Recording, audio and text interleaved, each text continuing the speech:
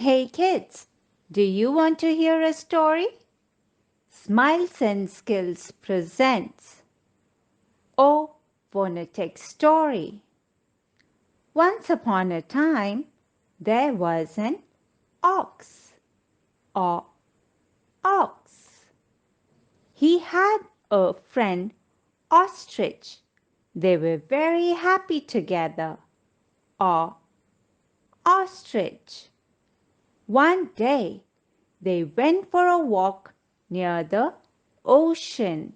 O ocean. An octopus lived in that ocean.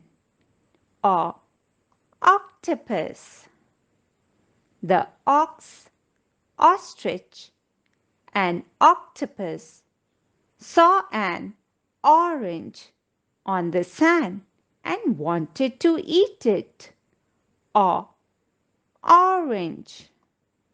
The ox, ostrich, and octopus decided to share one orange equally. They became best friends forever. So kids, did you enjoy the story?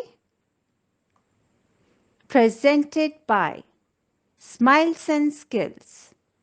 True learning takes place when you see a smiling face.